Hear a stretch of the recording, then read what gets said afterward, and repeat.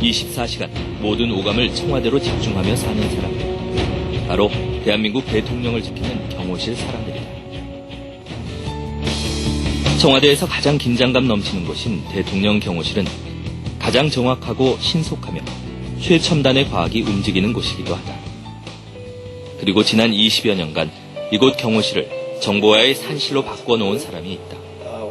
대통령 경호실 차장 주대준 장로. 그래서 돌이켜보니까 청와대 들어오기 전에 청와대를 위해서 기도를 많이 했습니다.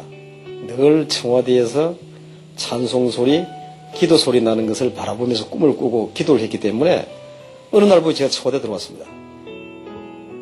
30여 년 전 그는 먼 발치에서 바라본 청와대를 가슴에 품었다. 언젠가는 그곳에서 일할 자신의 모습을 그리며 IT 강국을 향한 아주 특별한 꿈을 꾸었다. 힘겨웠던 어린 시절, 눈을 뜨면 시작되는 삶의 고단함 앞에서도 그는 자신을 찾아오신 주님을 바라보기 시작했다. 그리고 아무것도 보이지 않았던 날에도 막막하기만 한 삶의 자리에서도 그의 눈은 언제나 주님을 향해 있었고 자신을 통해 이루실 주님의 일들을 기대하고 또 기대했다. 그러는 동안 주님은 그를 오직 말씀과 기도로 다루셨고 그는 그렇게 하나님을 바라보는 것이 자신을 형통케 하는 법칙임을 알았다. 청와대를 바라본 지 10여 년, 그는 모든 것이 준비된 유학의 길을 포기하고 오래전 주님이 주셨던 꿈, 청와대로 가는 길을 선택했다. 청와대에 들어온 지 어느새 18년. 그 사이 여러 명의 대통령을 거쳤고 경호실 차장까지 올랐다. 그 오랜 세월 동안 그가 멈추지 않는 것이 있다. 주님을 바라보는 일. 주님을 바라보며 견뎌온 지난 날들, 그 포기하지 않은 믿음이 그를 이곳에 있게 했다. 그 바라봄의 법칙을 오늘도 이어가고 있는 주대준 장로. 지난날 거제도 산골 소년이 품었던 그 아름다운 꿈을 청와대의 한 모퉁이에서 그는 펼쳐가고 있다.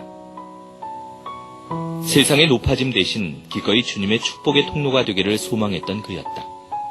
그것이 진정한 성공임을 말하는 충성된 하나님의 일꾼 주대준 장로를 만나본다. 거제도 섬소년 때 예수를 만나가지고 오직 하나님 한 분만 바라보고 이 청와대 대통령 경호실 차장이 되었고 또 새 정부의 대통령실 경호처의 차장이 되었다는 것은 제 삶의 그 원칙이 원리가 하나님 한 분만 바라보고 왔다는 거예요. 그런 것이 오늘의 내가 하고 생각합니다.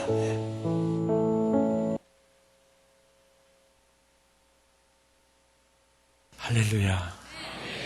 영어로 축복합시다. 한 5분씩 눈을 쳐다보시면서 God bless you. 네, God bless you.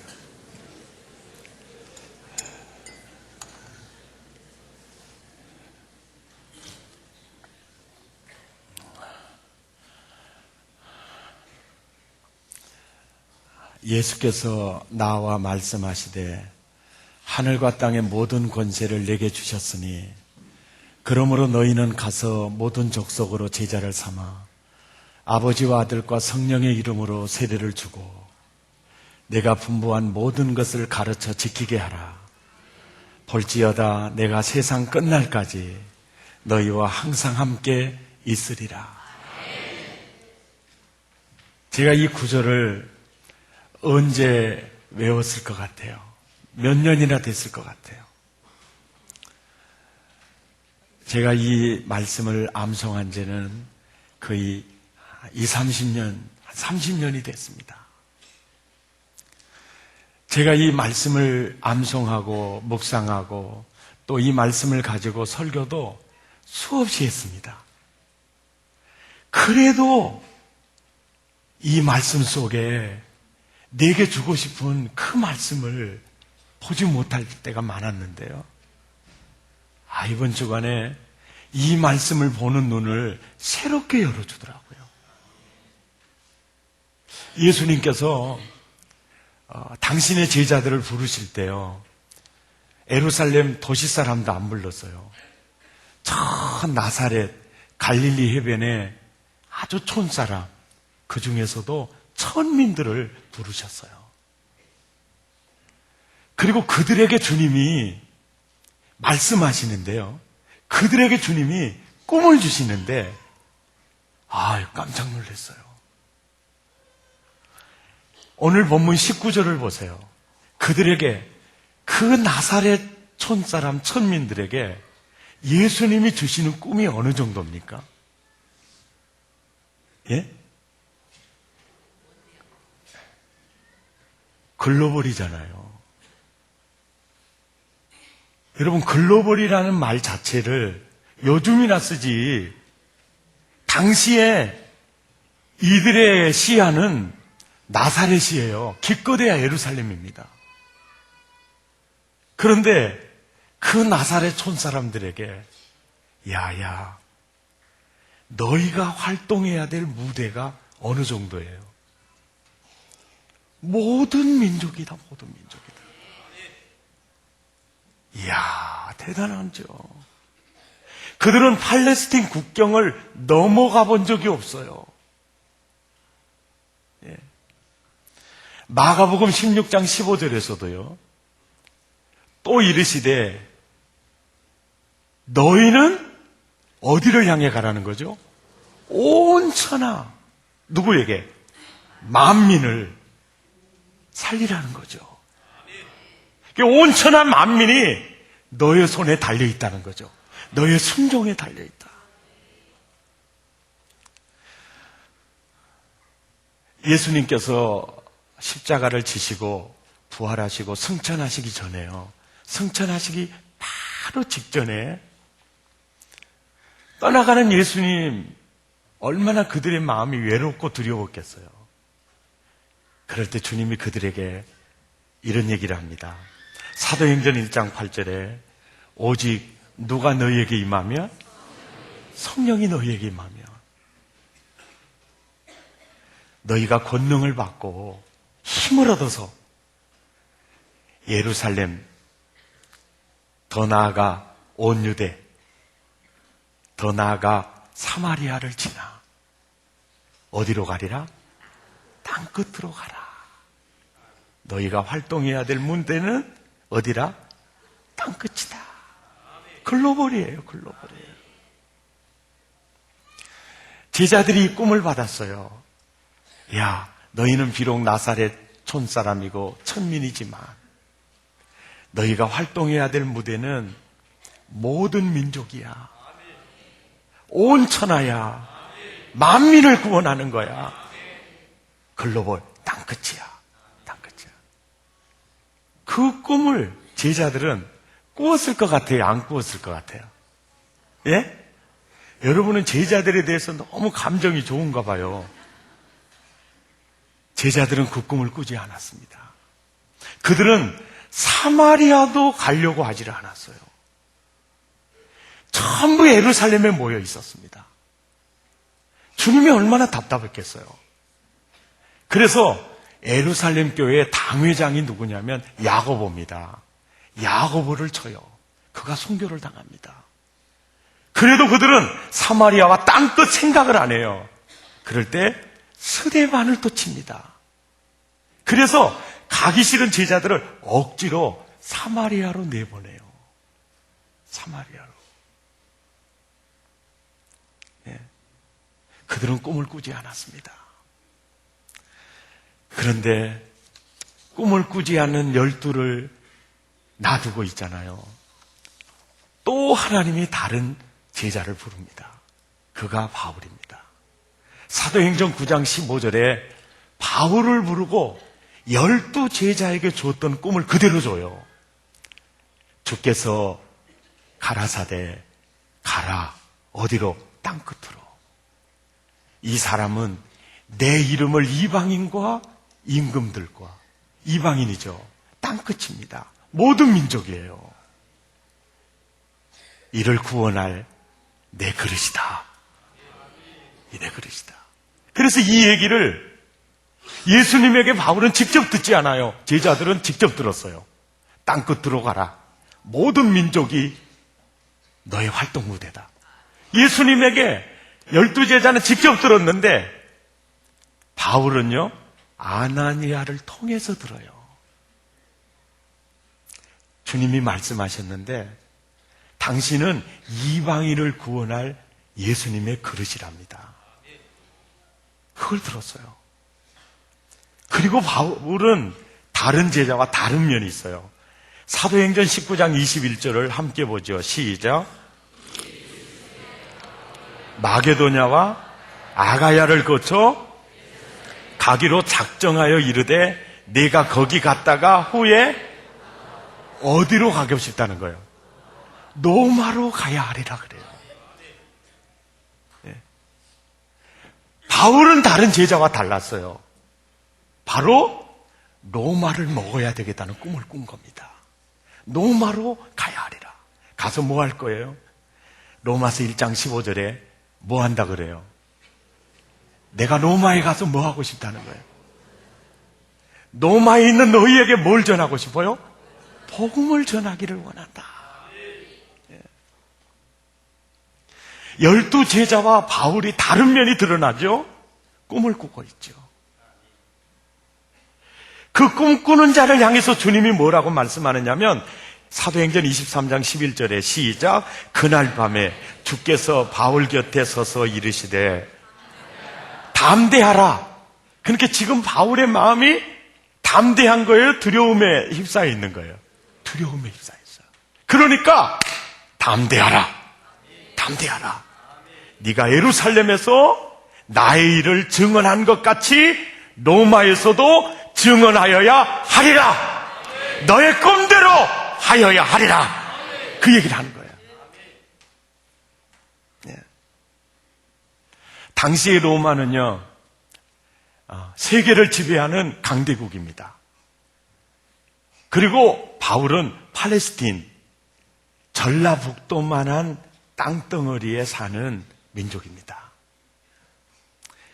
몸은 거기 있지만 그는요, 로마를 향하고 있습니다. 땅끝을 향하고 있어요. 왜? 거기 가서 복음을 전하겠대요. 그 복음이 뭐냐면 예수가 주이십니다. 예수가 주이십니다. 그 복음을 전하는 거예요. 그런데 로마는요, 가이사가 주이십니다. 로마의 황제를 가이사라고 했습니다. 일본 천황이 신이듯이 로마의 황제도 신이었습니다. 로마가 왜 기독교를 핍박한 줄 아세요? 가이사를 주라고 해야 되는데 예수가 주라고 하는 거예요. 그것 때문에 열받아가지고요, 10대 황제들이 그렇게 박해를 합니다. 그러니까 로마에 가서 예수가 줍니다 선언하면 로마의 문화와 그들의 신앙과는 정반대예요. 그럼에도 불구하고 바울은 꿈을 꿉니다. 로마에 가야 하리라. 왜? 가서 복음을 증언하기 위하여. 그런 거예요. 로마는 팔레스틴을 지배하고 있는 지배국가예요. 바울은 지배를 당하는 피지배국 백성입니다. 거기 가서 복음 전하면 문화적 충돌이 일어나서요, 죽을 수밖에 없어요. 죽을 것도 각오를 했지요. 그러면서 뛰어가는 겁니다. 결국 그 로마가 300년이 지난 다음에 기독교국으로 뒤집어져요. 그리고 그 로마를 통해서 세계가 복음화가 됩니다. 제가 이걸 보면서 하나님은 꿈꾸는 자를 쓰시는구나. 지혜로운 자, 많은 걸 가진 자, 미모가 출중한 자 아니에요. 하나님은 꿈꾸는 자를 쓰는구나. 여러분, 신앙의 연조가 오래된 자를 쓰는 것도 아닙니다. 제자들이 더 오래됐어요. 베드로보다, 야고보보다, 요한보다 훨씬 늦게 출발했죠. 그런데 바울의 꿈은 더 컸습니다. 그들이 꿈꾸지 않은 걸 바울이 꾸고 있었어요. 하나님이 꿈꾸는 자를 얼마나 좋아하는 줄 아세요? 주님은요, 너희는 가서 모든 족속으로 제자 삼으라, 이 꿈을 제자에게 주는데 그 12제자가 교회를 세우는 기둥들입니다. 그래서 교회에게 주는 꿈입니다. 12제자에게, 또 사랑의 교회에게, 또 나에게 주는 꿈입니다. 너의 활동 무대는 모든 민족이야. 온 천하 만민이야. 너는 땅끝까지 가야 해. 너의 영향력은 땅끝이야. 할렐루야. 예. 그래서 우리가 이거를 가르쳐서 목적가치라 그래요. 모든 족속으로 제자 삼아라. 이 말 안에는 모든 민족을 구원해. 그리고 복의 근원으로 세워가. 그리고 이 땅에 하나님의 나라가 임하게 해. 천국을 누리고 살도록 세계를 복음하는 거야. 이게 목적 가치예요. 그래서 이 목적 가치에 사로잡혀서 내가 어떤 잡을 통해서, 어떤 직업을 통해서 내가 할까? 이걸 수단 가치라 그래요. 그래서 수단 가치의 그 꿈을 꿀 때는 욕심을 따라서 수단 가치의 꿈을 꾸지 말고 달란트에 따라서, 은사에 따라서 수단 가치의 꿈을 꾸는 겁니다. 나는 자꾸 시장에 가면 돈이 그냥 왔다 갔다 하든지 얼마를 투자하면 뭔가가 생길 것 같다. 그러면 그분 사업을 해야 돼요. 종자가 사업 종자입니다. 그 은사를 따라서 그 꿈을 꿔야 돼요. 그런데 이상해요. 사회가 부조리한 것 같고 내가 정말 이 땅에 사회저리를 실현하고 싶고 뭔가 불의하는 사람을 보면 못 참겠어요. 그러면요 공부해서요 검사 되세요. 검사의 꿈을 꾸세요. 예. 그 꿈을 꾸세요. 지금 좋을 때가 아닙니다. 꿈을 꾸세요. 예. 예. 하여간 나는 우리 집에 시계 같은 것도 부숴보고 싶어. 그러면 공대를 가세요. 예. 그리고 벽을 보면 무조건 뭔가 그리고 싶어. 그러면 그림을 그리세요. 마이크 비슷한 것만 있으면 그죠? 이러면은 가수가 되세요. 예. 그 꿈을 꾸세요. 이게 수단가치의 꿈이에요. 예. 기억하세요. 꿈을 꾸는 거, 그리고 기도하는 거, 그거는 내가 할 일입니다. 응답하시고 성취하는 일은 누가 하세요? 하나님이 하세요. 자, 꿈꾸는 거, 기도하는 거 돈 들어갑니까? 옆 사람한테 좀 말 좀 해줘. 정신 차려봐. 세금도 안 냅니다. 세금도 안 냅니다. 그리고 꿈을 크게 꾼다고 그래서 옆 사람이 미친놈이라고는 합니다. 아야, 정신 차리라고 그러는데 그러면 그럽니다. 네가 정신 차리라 그래야 돼. 왜요?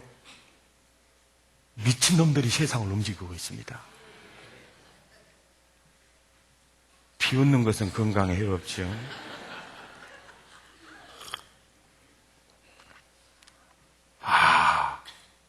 여러분, 꿈이 없는 사람은요, 하나님이 일할 수 있는 기회를 주지 않은 사람이에요. 보세요. 바울이 로마에 가야 하리라, 가서 복음 전하리라 꿈을 꾸니까 예수님이 바울을 통해서 역사를 일으키잖아요. 예. 자식을 둔 부모 중에요, 자식을 두는 부모들은 다 그래요. 어떤 자녀를 볼 때 가장 가슴이 아프냐면 꿈이 없는 자녀입니다. 뭘 하려고를 하질 않아요. 굉장히 가슴 아픕니다. 주님이 그래요. 주님이 그래요. 꿈꾸지 않는 사람, 꿈꾸지 않는 교회, 정말 그렇습니다. 그런데 꿈꾸는 사람, 꿈꾸는 교회, 꿈꾸는 기업 일어납니다. 꿈을 꾸지 않는다는 것은 하나님이 일할 기회를 안 주는 거예요. 집사님, 꿈이 뭐예요? 그러면 어떤 집사님한테 이럽니다. 제 꿈은요, 그저 우리 가족 아프지 않고 잘 사는 겁니다. 그래. 어째 가족 중에 누가 많이 아프십니까? 라고 물어요. 아니요, 아픈 사람 아직 하나도 없어요. 아니, 지금 아픈 사람 하나도 없는데, 그건 꿈입니까? 아닙니까? 없지요. 요즘 현대인들이요, 대부분 꿈 없이 살아갑니다. 꿈을 꾸지 않으면요, 여러분의 인생을 도적맞습니다. 예. 제가 재밌는 얘기, 항상 제자 훈련할 때 그런 얘기 하죠. 어떤 사람이 말을 타고 막 뛰어가는 거예요. 그래서 저 사람은 왜 저렇게 정신없이 뛰어가지 하고 한번 멈춰가지고 물었어요. 어디를 그렇게 가세요? 그랬더니 말한테 물어보라 그러더라고요. 요즘 현대인들이 정신없이 뛰어가고는 있는데 꿈이 없어요. 목표가 없어요. 꿈이 없이 세상을 사는 사람은요, 아무 계획 없이 시장에 간 사람하고 똑같아요. 어우, 목살, 삼겹살이 굉장히 싸네요. 우리 엄청 샀어, 또. 싸니까. 또 저기 갔더니 갈비가 또 엄청, 소갈비가 싸네요. 우리 엄청 샀어요. 그랬더니 또 참외가 엄청 싸니까 그거 몽땅 샀어요. 그래가지고 집에 왔어요. 꺼니 때가 됐어요. 돼지고기도 있고 갈비도 있고 참외도 있는데 그냥 먹어요? 내가 호랭입니까? 아무 생각 없이 세상을 살아서 감정대로 사는 거예요. 느낌대로. 그럼 그렇게 돼요. 계획 없이 세상을 살아요. 꿈이 없이 살아. 꿈이 없는 사람은요, 아무 계획 없이 시장에 가서 그렇게 살아요. 그 돼지 먹을 수 있어요, 없어요? 말 좀 해봐요. 갈비 먹을 수 있어요, 없어요? 없어요, 없어요. 없습니다. 여러분, 꿈이 없으면요, 엄청난 에너지가 발산을 하지 못해요. 꿈을 딱 꾸잖아요. 그러면 태도와 자세가 달라집니다. 그리고 모든 창조적 에너지가 집중하게 돼요. 그리고 하나님이 도와주십니다. 도와주세요. 아까 설교 전에 제가 영상을 보여드렸죠. 그 영상을 목사님이 보여주었는데 왜 그 말은 안 하고 계속 다른 얘기할까? 궁금하신 분들 계시죠? 지금 얘기하려고 내가 안 했어요. 그가 컴퓨터 프로그래머로 전산 장교 시절에 경북경이었는지 청와대였는지 모르겠어요. 근데 이분이 하도 뭔 집이 좋아서 그 집에 들어가려고 그랬더니 그 지키는 경비인가 군인한테 봉변을 당했어요. 여기가 어디라고 당신 들어가려고 하냐? 여기가 어디냐? 그랬더니 청와대라고 그러더래요. 그 상처 때 내가 저 청와대에 들어가서 근무할 거다. 그 꿈을 꿨답니다. 그때부터 자기 인생의 모든 DNA가 그걸로 집중이 되더라는 거예요. 그리고 청와대를 위해서 기도했다는 거죠. 예. 반기문이라는 사람이 케네디 대통령을 봐가지고요. 나도 외교관이 될 거야. 그 꿈을 꾸는 순간 자기의 모든 역량이 영어에 집중이 되더라는 거예요. 사람이 꿈을 꾸면 집중 현상이 일어나요. 꿈이 없으면 죄송해요. 나태해지고 나른해지고 방탕해지고 잘못된 데 빠집니다. 그래서 젊었을 때 꿈을 꾸고 40대, 50대 꿈이 이루어졌으면 빨리 또 다른 꿈을 꿔야 돼요. 그러지 않으면 나른해지고 방탕해집니다. 늘 새로운 꿈을 꾸면서 도전을 하게 되면 태도와 자세가 달라지고 에너지가 집중이 되고 하나님의 도와주심이 있고 큰 일을 이룰 수가 있죠. 예. 꿈을 꾸지 못하게 막는 거 세 가지가 있는데 첫째는 사탄입니다. 사탄은요 인간의 잠재 능력을 알아요. 그리고 또 하나님이 인간을 다루시는 법칙을 합니다. 하나님은 꿈꾸는 자를 쓰세요. 꿈꾸는 자를 통해서 역사를 만들어 갑니다. 그래서 그 꿈을 꾸지 못하도록 막는 이가 사탄입니다. 사단은 도적질하고 죽이고 멸망시키기 위해서 우리를 꿈꾸지 못하게 해요. 두 번째, 우리의 꿈꾸는 걸 막고 우리의 꿈을 자꾸 누르는 게 뭐냐면 어려운 현실이에요. 그래서 어려운 현실 때문에 사람이 꿈을 꾸지를 않아요. 꿈을 꾸다가도 꿈을 접어본다가 하나요. 뭐 때문에? 어려운 현실 때문에. 세 번째, 또 꿈을 막는 거, 꿈을 질식시키는 게 뭐냐면 나의 연약한 수준이에요. 난 공부도 잘하지 못해. 나는 미모가 출중하지 못해. 나는 사람 앞에 말도 나는 절한 편이야. 그리고 나는 가진 것도 없어. 내 연약한 수준이 이 꿈을 질식시켜요. 그런데 여러분 기억하셔야 돼요. 오늘 본문이 이런 얘기를 하는 거예요. 그 나사렛 천민들에게 너희의 활동 무대는 온 천하야. 만민을 구원하는 거야. 땅끝이야. 글로벌이야. 글로벌이야.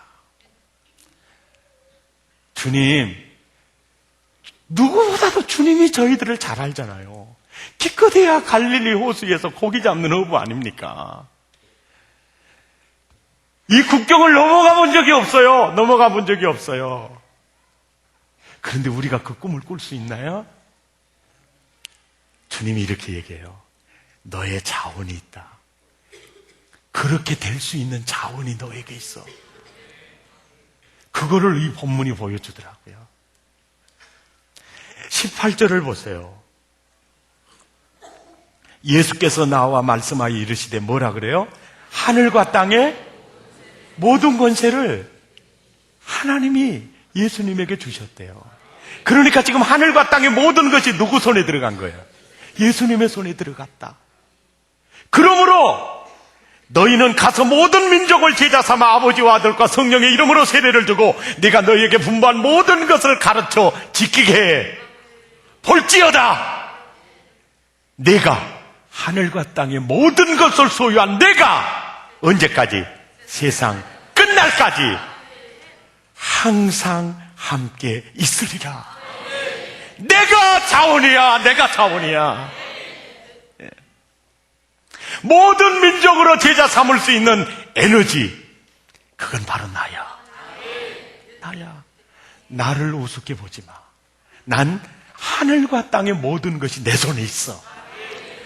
언제까지? 너 세상 끝날까지. 나는 너와 함께 할 거야. 함께 할 거야. 내가 자원이야. 아멘입니까? 내가 자원이야. 잘 들으십시오. 여러분이 공부를 잘하든지 못하든지 하나님이 여러분에게 주신 달란트, 은사에 따라서 여러분 집중하면 역사는 나타납니다. 꿈꾸고 기도하고 이건 내가 할 일이지만 응답하고 성취하지만 하나님이요. 그 주님이 꿈꾸는 자가 되래요. 누구 믿고? 하늘과 땅의 모든 걸 소유한 나를 믿고 꿈을 꾸라는 거죠. 나를 믿어라. 그래서요, 어려운 현실을 보면요, 꿈이 작아져요. 내 꿈이 질식이 됩니다. 내 수준, 내 연약한 수준을 보면 꿈 꿨다가도 접고 꿈이 질식이 되는데 우리의 자원이 누구냐? 세상 끝날까지 나를 떠나지 않는 하늘과 땅의 모든 걸 소유한 그분을 바라봐. 그분을 바라봐. 그러면 꿈이 살아나는 거예요.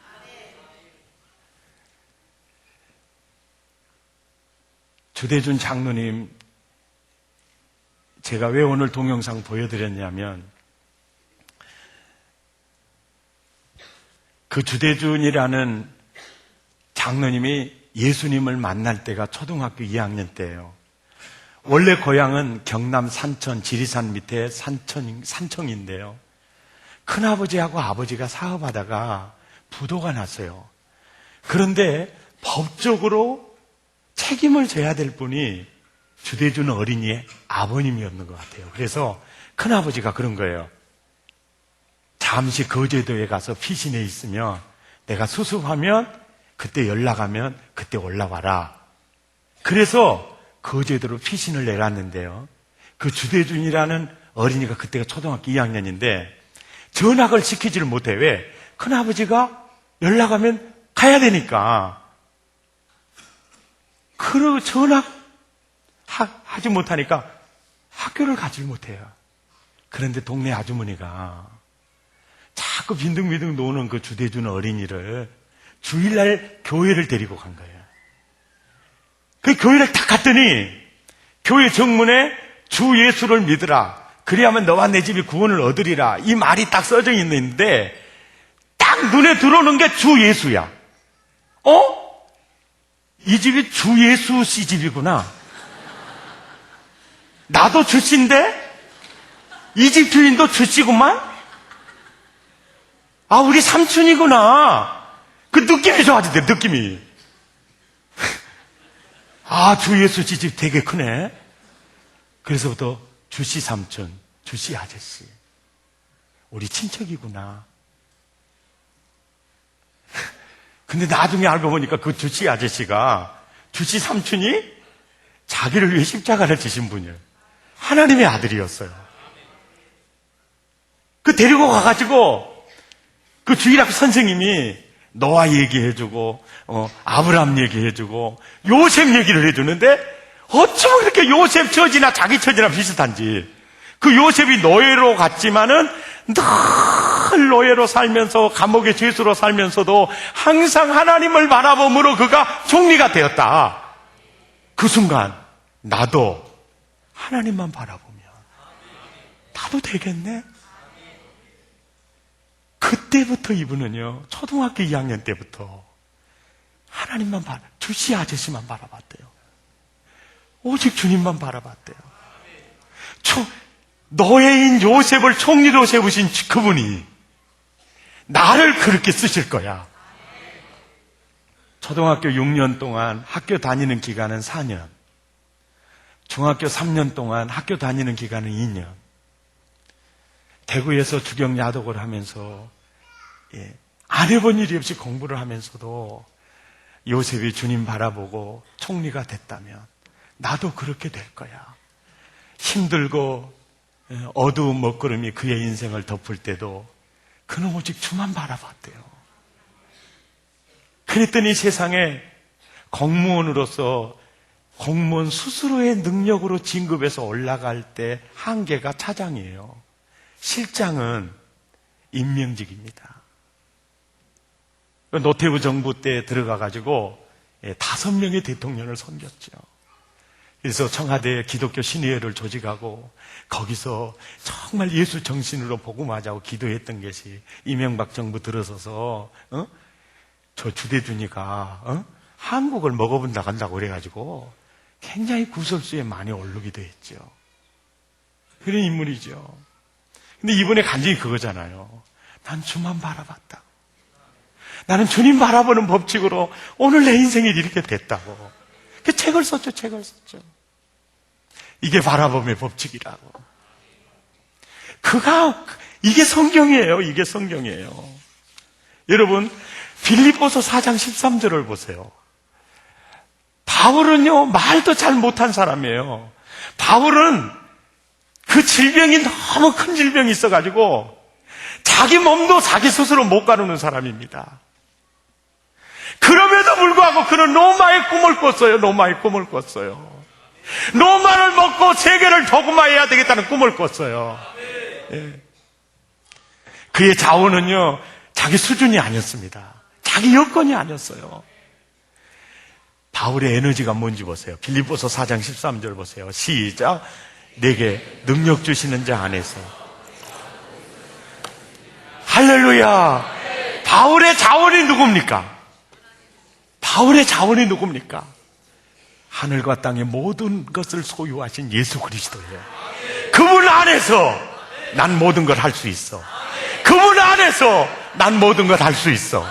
내 수준이 어떠든지 간에 그분 안에서 난 모든 걸 할 수 있어. 내가 가지고 있는 수준이 약해도 난 그분 안에서 모든 걸 할 수 있어. 정확한 성경이에요. 이게 하나님의 신비한 수입니다. 이게 하나님의 신비한 수예요. 이게 하나님의 수입니다. 어려운 현실, 연약한 수준, 모든 걸 뛰어넘어 하늘과 땅의 모든 권세, 내가 언제까지, 세상 끝날까지 누구와 너와 항상 함께 있으리라. 이게 바울에게만이 아니잖아요. 아멘. 나와 함께 하신 그분을 바라보세요. 그분을 바라보면 현실을 뛰어넘는 꿈이 증폭이 될 겁니다. 하나님은 꿈꾸는 자를 썼어요. 어려운 현실, 연약한 수준, 그거보다 하늘과 땅의 모든 걸 가지신 그분이 더 세잖아요.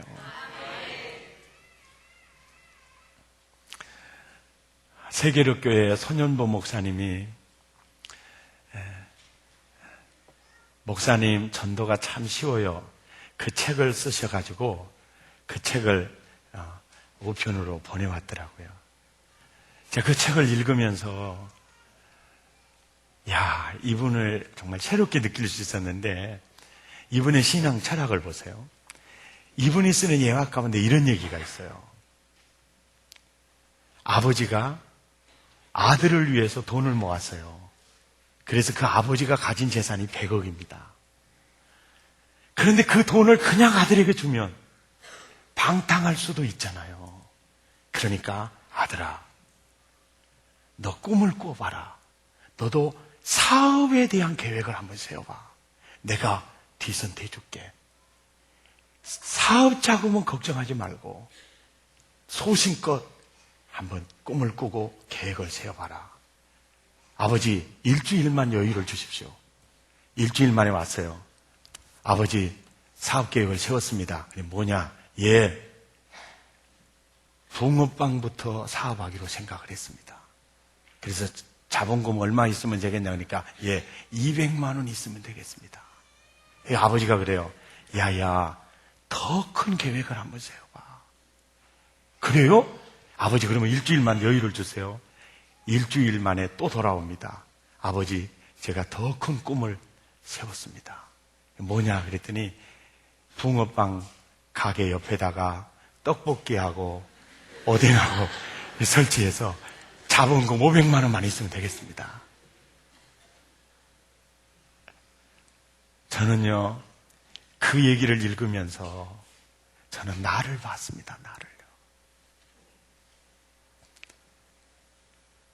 하늘과 땅의 모든 것이 내게 있어. 난 너를 도와줄 준비가 다 돼 있어. 너 한번 꿈을 꿔봐. 저는 이 말씀을 통해서 주시는 하나님의 심정을 여러분이 봤으면 좋겠습니다. 특히 청년 여러분, 푸른 꿈을 꾸십시오. 네. 큰 꿈을 꾸십시오. 기껏해야 붕어빵 장사 꿈꾸지 마십시오. 이것이 우리 모두의 얘기입니다. 하나님은요, 이미 상상할 수 없는 사랑과 은혜와 계획이 사실 내게 있어요. 하나님의 계획보다 내 꿈이 항상 작은 겁니다. 네. 이 목사님이 이런 얘기를 하더라고요. 현실하고 자기 수준에 비해서 10배 이상 꿈을 꾸라고 그러더라고요. 아멘입니까? 놀라운 일이죠. 정필도 목사님이 지난번에 수영롭게 집회 갔을 때 그런 얘기 하더라고요. 교회를 개척해가지고 오면서 눈에는 보이는 것 없고 손에 잡히는 건 딱 없는데 꼭 하나님께서 모든 필요한 돈을 여기에 쌓아두고 일을 시키는 것처럼 시키더라는 거예요. 네. 무슨 얘기인지 모르면 다시 할게요.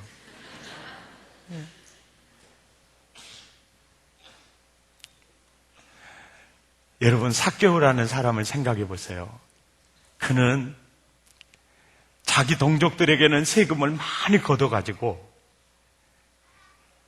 많은 물질을 부정축제해서 자기 재산을 모으고 로마 나라에다가 그 돈을 갖다 바쳤어요. 우리나라 얘기로 하면 일제의 앞잡이가 돼가지고 많은 한국 사람들한테 세금을 걷어가지고 일본 사람 왜 갖다 주면서 부정축제했어요. 그러니까 동네 사람들이 친일파라고 상대도 하지 않습니다.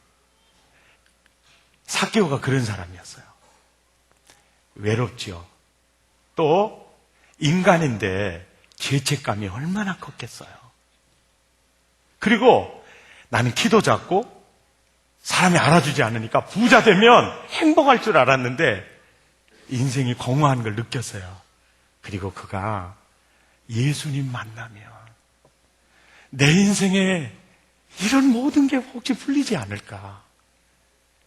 그 꿈을 꾸고 예수님 만나러 왔더니 엄청난 장애물이, 자기 키는 작고 사람이 너무 많아 접근할 수 없을 때 거기서 삭개오가 꿈을 접지 않죠.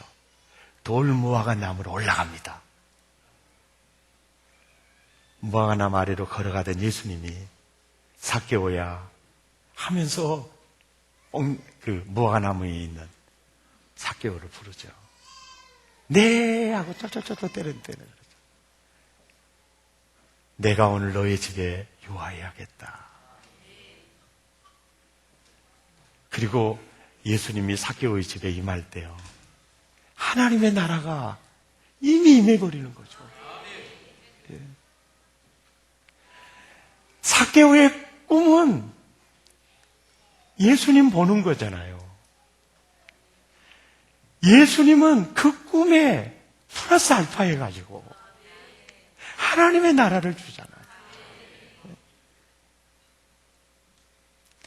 그러니까 우리가 꿈을 꿀 때 아무리 내가 큰 꿈을 꿔도 야야, 네 수준을 좀 알아라. 주님이 이런 분이 아니라는 거예요.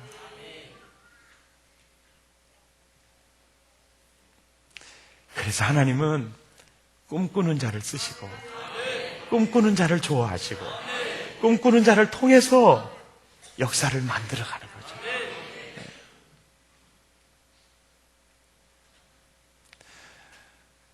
저희 어머니가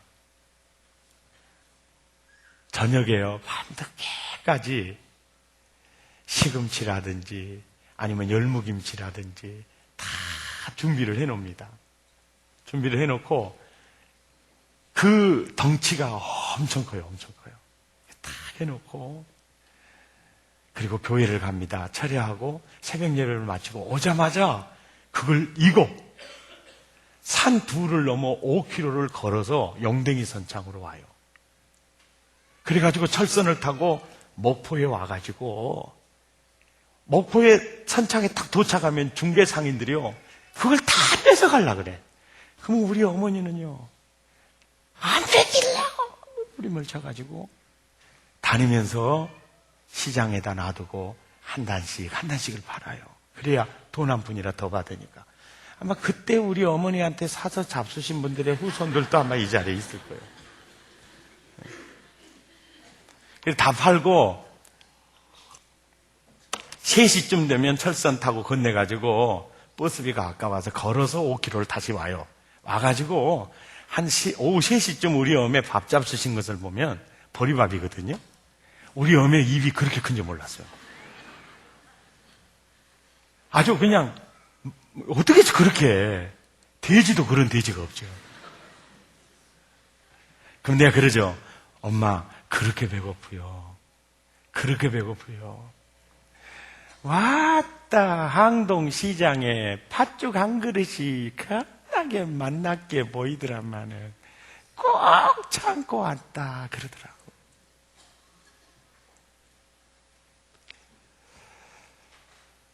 팥죽 한 그릇, 그걸 참고 오는 이유가 어디 있을까요? 우리 동조 귀하게 키우고 싶었어. 이게 부모의 마음이에요. 부모가 나를 사랑하는 것보다 나는 하나님과 예수님이 더 사랑한다고 생각해. 부모가 나를 향한 계획보다 그분이 나를 향한 계획이 더 크다고 생각해.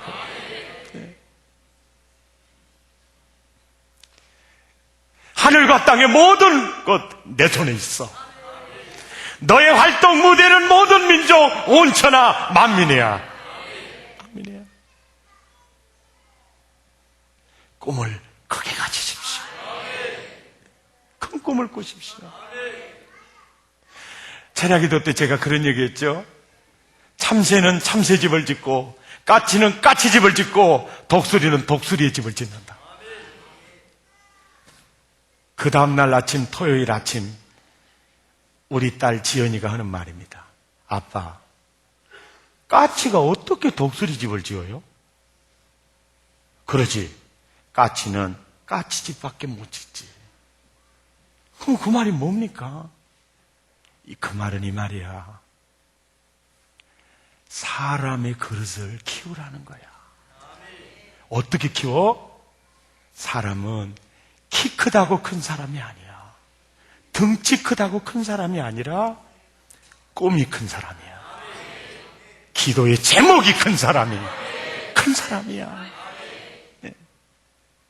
비록 벽촌의 시골의 촌사람일지라도 그의 꿈이 크고 그의 기도의 다운다리가 크고 사이즈가 크면 그게 독수리입니다. 독수리. 예. 조용긴 목사님은요, 젊은 전도사 시절에 많은 분들이 은혜와 은사를 체험하고 예언하게 해주세요. 방언 통변하게 해주세요. 신의 은사 주세요. 그렇게 기도할 때 조용긴 목사님의 기도의 제목은 세계 제일의 큰 교회를 이루게 해주세요. 그 주변 사람이 비웃었대요. 웃기고 있다고. 네? 그런데요, 그 꿈 이상으로 주잖아. 기도할 때 토끼 모가지 잡고 씨름하지 마세요. 똑같은 시간에 기도할 때 기도의 사이즈와 바운다리가 크기를 바랍니다. 그리고 집중하시고 기도하세요. 왜? 하나님은 꿈꾸는 자를 들었습니다. 아멘이죠. 꿈꾸는 자를 들었어요. 아이고, 나는 나이도 이렇게 먹고 내가 뭔 꿈을 꾸겠어. 교직에서 계시다가 교장 선생님으로 정년하신 한 분은요, 자기 먹고 살 수 있는 거 연금으로 다 해결이 되고 또 그동안 했던 자질을 다 되지요. 그래서 그가 그런 꿈을 꿔요. 정년퇴직하고 꾸는 꿈입니다. 내가 날마다 내약가를 하나 사가지고 길거리에 버려진 박스를 주어서 여기에서 나오는 수익금으로 정말 어려운 사람들을 이제부터는 돕고 살아야 되겠다. 내가 이제까지는 교단에서 학생들을 위해서 또 우리 가족을 위해서 내 인생을 불태웠는데 이제는 정말 어려운 이웃을 위해서 나는 내 인생을, 남은 인생을 불태워야 되겠다. 그 생각을 하고 비가 오나 눈이 오나 바람이 부나 니아가를 끓고 찬바람을 맞으면서 박수를 쳤습니다. 자녀들이 가끔 창피하다고 하면서 제발 아버지 그러지 않아도 사는데 왜 그러냐고. 아니야. 내가 세상에 살아오면서 지금처럼 나는 행복할 때가 없다. 그는요, 교직에서 정년하고 더 큰 스승의 길을 가고 있었습니다. 아이고, 목사님, 나는 다리심이 없어서 내 학과도 못 kus어요. 여러분, 아무것 못해요. 나 집에서밖에 있을 수밖에 없어도요. 하나님, 내가 이때 꿈을 꿉니다. 일본에 파송한 장청익 선교사님, 남아공에 파송한 박성훈 선교사님, 몽골에 파송된 툭신 선교사님 사역을 위해서 내가 기도하겠습니다. 내가 지금 해야 될 때는 기도가 나의 꿈입니다. 내가 하루에 선교사님들을 위해서 1시간, 또 2시간, 3시간 기도할 수 있죠. 내 일은 기도입니다. 아무도 그분의 그 사역을, 그 꿈을, 그 전략을 몰라도 아시는 분은 계시잖아요. 그리고 열매가 나타났을 때 보는 거죠. 네.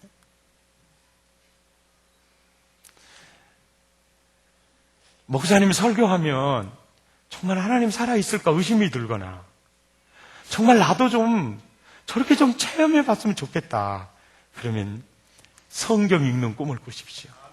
내가 올 1년에 성경 1도 가겠다. 아니면 5도 가겠다. 아니면 10도 가겠다. 계획을 세우고 말씀 속에 들어가 보십시오. 그러면 은혜 속에 살 겁니다. 정년 퇴임하셨습니까? 꿈을 꾸십시오. 에너지가 집중할 겁니다. 혹시 명퇴를 당하고 나이 이제 5학년인데 잡이 사라졌습니까? 인생의 하프타임을 꿈을 꾸십시오. 네. 수단같이 꿈은 달란트에 따라서 꾸십시오. 우리가 꿈을 꾸고 우리가 기도하는 건 내가 할 일이지만 응답하시고 성취하시는 일은 하나님이 하시고 태도와 자세가 달라지고 에너지가 집중이 되고 하나님이 도와주시고 역사는 나타날 겁니다. 혹시 여러분 서비스업에 종사를 합니까? 그러면 하나님 목포에서 제일 가는 내 업종이 되기 원합니다. 그 꿈을 꾸면 에너지가 집중이 될 겁니다. 그리고 기도의 제목이 일어날 것이고 삶이 나태해지지 않을 겁니다. 인생은 꿈대로 됩니다. 학생입니까? 하나님이 내게 주신 달란트가 뭔지 달란트에 따라서 결정하십시오. 그리고 제1의 꿈을 꾸십시오. 우리 부목사님들이 요즘 설교 세미나 월요일마다 다닙니다. 강사님이 그러더랍니다. 한국에서 또 우리 교단에서 부흥회를 제일 이 인도 잘하는 분이 아무개라고 그러더랍니다. 두 번째로 잘하는 분이 분당 우리 교회 아무개라고 그러더랍니다. 그 얘기를 듣고 와서요. 너무 기뻐서 나에게 전달해 주신 분이 장 목사님도 은큼하게 있고 이규상 목사님도 은큼하게 있고 그래도요. 김지은 목사님이 알려주더라고요. 저분이 얼굴은 시커매도요. 문지르더라고요. 그래서 내가 그랬어요. 아, 김 목사님도 그런 말 할 줄 아네. 너무 행복하잖아요. 제가 신학 공부할 때요. 학교에 가서 와, 다 솔차이 맛있다니 그러면 나를 원숭이 보는 것처럼 봐요. 아이고 저거 촌놈이 왔구나. 근데 내가 띠가 눈치띠 아닙니까? 다 알아먹어. 저것들이 나를 촌놈이라고 약간 그러죠. 그때마다 하나님 제가 설교를 해도 제일 잘 전하는 설교가 그 꿈을 꾸고 지금까지 달라온 거예요. 저 지금 설교 잘한단 말 안 합니다. 항상 설교하고 나가면요 아쉬워요. 그리고 또 누가 은혜 받았다는 사람도 없더라고요. 네. 그래서 지금 잘해보려고 목숨을 걸고 지금 하고 있어요. 그러다 보니까 시간이 좀 오버가 됐어요. 아멘. 부모는요, 자식이 꿈꾸면 좋아해요. 우리가 꿈꾸면 하나님이 좋아해요. 아멘. 여러분, 요즘 취업문이 좁다고 그래요. 걱정하지 마세요. 진짜 일꾼 찾아보면 일꾼 힘듭니다. 여러분, 백동조 목사 이 사랑의 교회 은퇴하고 여러분 나중에 담임 목사 한번 구해보려고 해봐요. 목사가 천지니까 많을 것 같죠? 기도해야 됩니다. 김치훈 목사 속으로 비웃고 있는데 여기서 내가 있는데 아니요.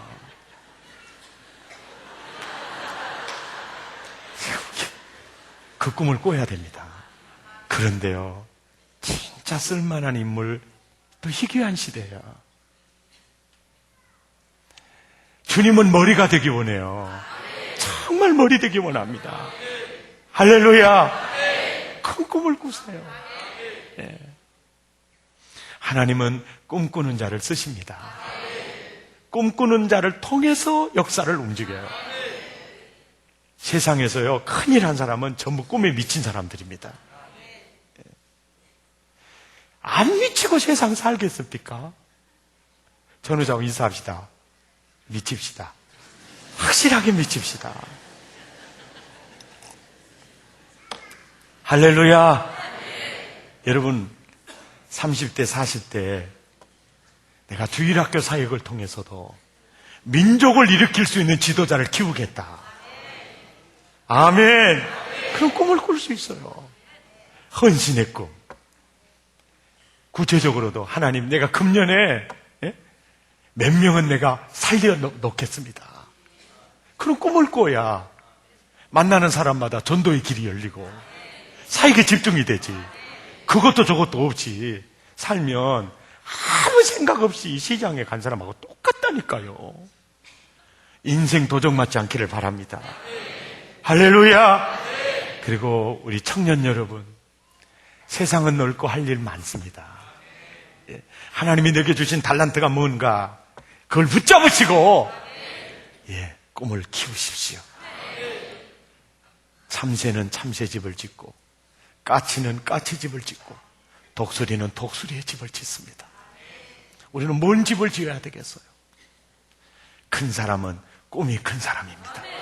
기도의 제목이 큰 사람입니다. 주님은 머리가 되기 원하세요. 우리의 자원은 하늘과 땅의 모든 것을 소유하신 예수 그리스도입니다. 승리하시기를 예수 이름으로 축원합니다. 꿈꾸지 않으면 올 한해도 날아갈 겁니다. 꿈꾸지 않는 인생은 인생을 도적맞게 될 겁니다. 꿈을 꾸십시오. 나의 영혼 피곤에 지쳐있고 나의 마음 어쩔 수 없을 때 나의 마음에 들리는 주의 음성, 내게 오라 내 품에 안기라 내가 너의 자원이야. 험한 산길 너 홀로 걸어갈 때 거센 파도가 널 위협할 때도 나는 너를 품에 안아 힘주시고 너를 일으켜 주시리라. 세상 끝날까지 나는 너의 자원이야. 항상 나는 너의 자원이야. 나를 바라봐. 국경을 넘어 글로벌 꿈을 가져라. 할렐루야. 저 산의 우뚝 서리 그분이 너를 우뚝 세워줄 거야. 그 꿈의 자리에 세워줄 거야. 기껏해야 잘 먹고 잘 살다가 간다면 외양간의 소와 돼지와 다른 짐승과 뭐가 다르겠어요? 하나님, 모든 하나님이 원하는 무수한 영혼을 살리고 바울처럼 주님 앞에 서기를 원합니다. 아멘. 내 생명 다하는 그 순간까지 예수님의 꿈에 사로잡혀 꿈꾸다가 주님 만나기 원합니다.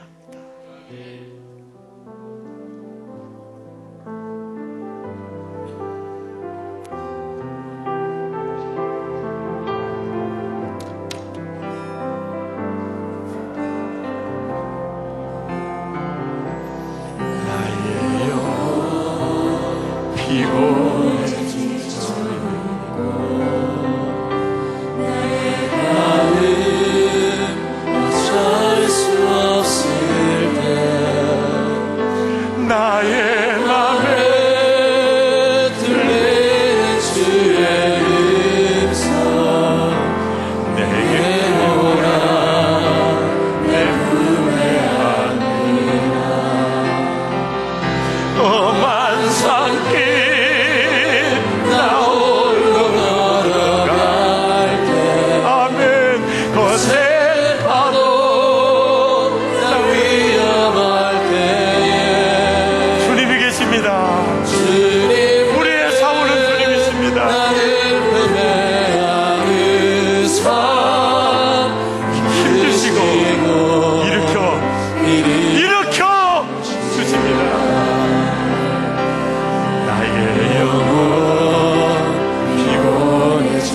현실은 어렵게만 보이고 내 가진 것은 없고 내 수준은 연약해만 보일 때 나도 모르게 꿈이 접어지고 꿈이 움츠러들고 내게 오라 하늘과 땅의 모든 것을 가지신 그분이 나를 세워주실 것입니다. 아멘. 날 세우사 평나가운데도 세파가 아무리 강해도 그분이 붙들어 주실 것입니다. 살아가게 하네. 날 세우사 모든 것 할 수 있네. 험한 산길 나올라 걸어갈 때 거센 파도 날 위협할 때도 주님은 나를 품에 안으사 드시고 일으켜 주신다. 날 세우사 저 산에 웃으사 우리가 꿈을 꾸면 그분이 세워주실 것입니다. 저 높은 꿈의 자리에 세워주실 것입니다. 우리가 꿈꾸고 기도하면 나를 세우시는 분은 그분이십니다. 그분이 나를 강하게 하십니다. 우리의 후원자는 그분이십니다. 험한 산길 우리 앞에 험한 산길이 놓여지고 나 홀로 걸어가더라도 거센 파도가 날 위협하며 밀려올지라도 우리에게는 세상 끝날까지 함께 하시는 주님이 계십니다. 그분이 힘주십니다. 그분이 일으켜 주십니다.